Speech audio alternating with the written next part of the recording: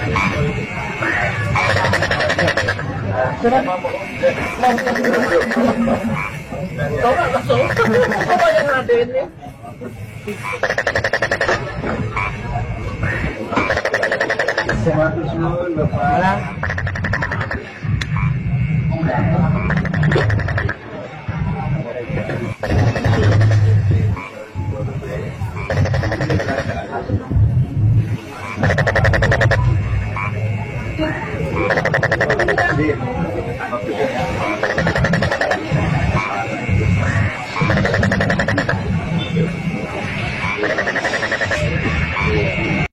kasih Mas Wapres untuk sambutannya, luar biasa, terasa terhormat sekali. Terima kasih semua. Jadi kita baru selesai, ya kan Fik? Wah luar biasa sambutannya. Wah RI 2 menyambut YouTuber Nusantara dan kita dalam suasana santai. Santai itu ya. Betul. Padahal malah gugup. Kita yang gugup betul. Aku kemarin itu sama Bapak nggak gugup gitu loh. Ya kan karena Bapak kan memang kan orangnya kan suka bercanda juga ya. Kalau Mas Wapres tadi gimana ya? Aduh, keren. Ini luar biasa nih YouTuber Nusantara ini dobrakan yang bukan main. Ya kalau kita bilang sih alhamdulillah puji Tuhan ya. Puji Tuhan ini. Siapa kita ya? Siapa kita? Dari kampung-kampung gitu loh. Orang yang udah di sini tinggalnya, udah jauhan segala macam ya. Dan juga sambutan yang ramah-ramah lagi. Jadi kita lagi ada di Istana Wakil Presiden ya. Bukan kaleng-kaleng itu Nusantara nih bro. Bukan camat, bukan kepala dinas main-mainnya. Bupati juga nggak laku. Ya demikian putusan telah dibacakan dan untuk salinan putusan dan ketetapan akan dikirim melalui email kepada para pihak setelah sidang pengucapan putusan selesai atau paling lambat 3 hari kerja setelah sidang ditutup. Dengan demikian sidang selesai dan ditutup. Menyatakan hakim terlapor terbukti melakukan pelanggaran berat terhadap kode etik dan perilaku hakim konstitusi sebagaimana tertuang dalam Sabta Karsa Utama, prinsip ketidakberpihakan, prinsip integritas, prinsip kecakapan dan kesetaraan, prinsip independensi, dan prinsip kepantasan dan kesopanan. 2. Menjatuhkan sanksi pemberhentian dari jabatan Ketua Mahkamah Konstitusi kepada hakim terlapor. Saya lagi nyari jawabannya Prof. Mahfud. Saya nyari-nyari di mana ini jawabannya. Kok nggak ketemu jawabannya? Saya tanya masalah inflasi hijau kok malah menjelaskan ekonomi hijau. Saya juga ingin mencari itu jawabannya ngawur juga itu. Gila ini. Ngarang-ngarang ndak karuan mengkaitkan dengan sesuatu yang tidak ada. Gitu ya. Begini loh. Kalau akademis itu gampangnya kalau bertanya yang kayak gitu-gitu tuh recehan. Gitu. Recehan. Oleh sebab itu tidak layak dijawab menurut saya. Dan oleh sebab itu saya kembalikan saja ke moderator. Ini tidak layak dijawab pertanyaan kayak gini. Intinya AI ini nggak akan menjadi ancaman, nggak akan menggantikan manusia, tapi manusia yang nggak pakai AI itu nanti akan dikalahkan oleh manusia yang pakai AI.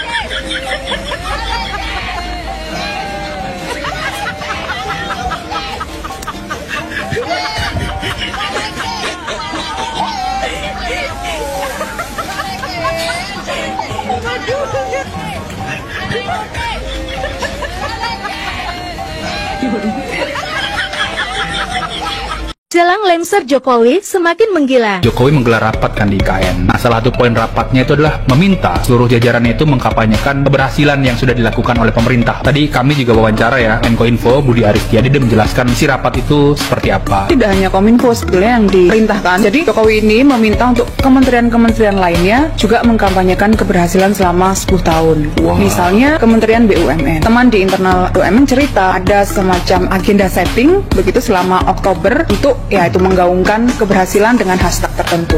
Mantap. Hashtag terima kasih Jokowi. Dan akan semakin masif nanti menjelang 20 Oktober. Produknya itu tidak hanya tulisan, tapi juga video keberhasilan di masing-masing kementerian yang juga mention keberhasilan Jokowi atau istana dalam bentuk video-video pendek. Jadi video itu dibagi dalam beberapa durasi gitu. Ada yang 30 detik, ada yang 60 detik dan 90 detik. Dan ini disebarkan ke berbagai platform gitu. Dan yang disinggung keberhasilannya itu ada beberapa sektor yang dianggap berhasil. Misalnya sukses untuk mengurangi kemiskinan ekstrim. Itu contohnya. Kemudian infrastruktur yang merata di sejumlah daerah. Bagaimana pemerintahan Jokowi ini bisa keluar dari jerat tantangan ekonomi global. Itu nanti diglorifikasi lagi dalam laporan-laporan mereka. Kemudian disebarkan ke berbagai media dan tidak hanya menggandeng media konvensional ya, tapi juga influencer. Buzzer maksud lu? Influencer. Buzzer.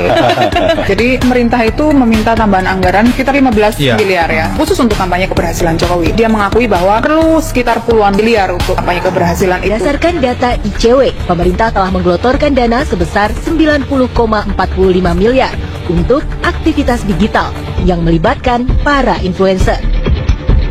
ICW mempertanyakan anggaran besar untuk jasa influencer yang diduga hanya menjadi cara pemerintah untuk bersolek di dunia maya.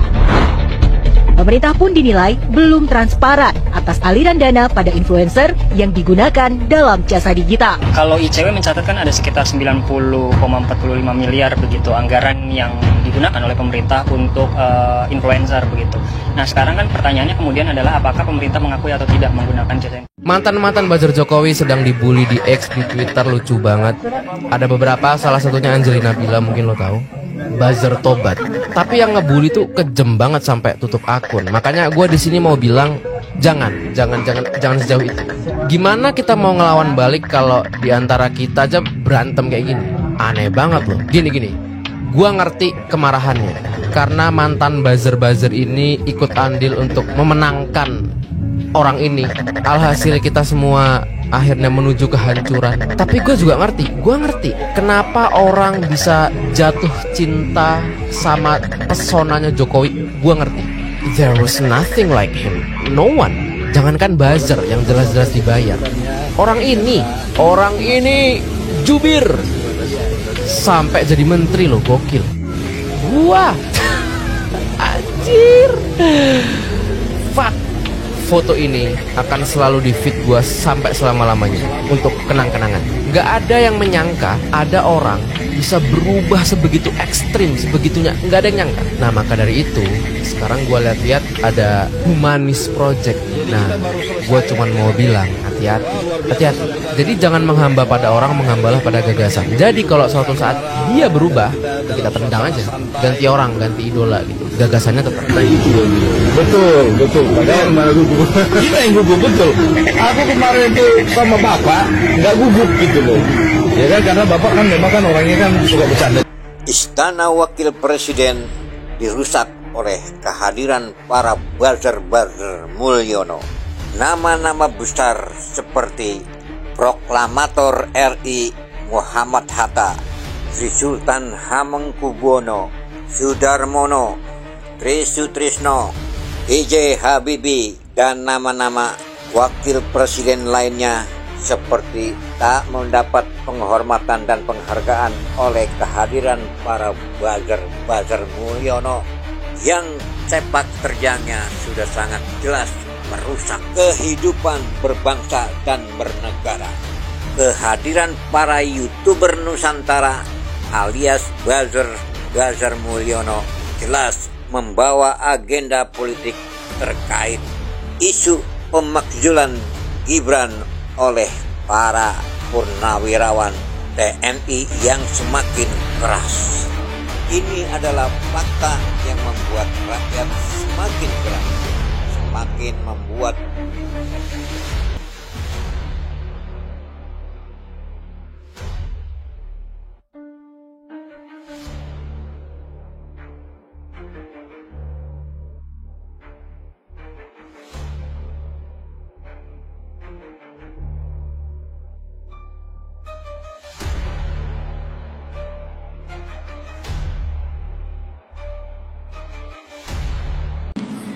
Kalau masih ada yang main-main, sekali lagi, yang gigit saya sendiri. Lewat cara saya, bisa lewat KPK, bisa lewat Polri, bisa lewat Kejaksaan, akan saya bisikin aja. Di sana ada yang main-main.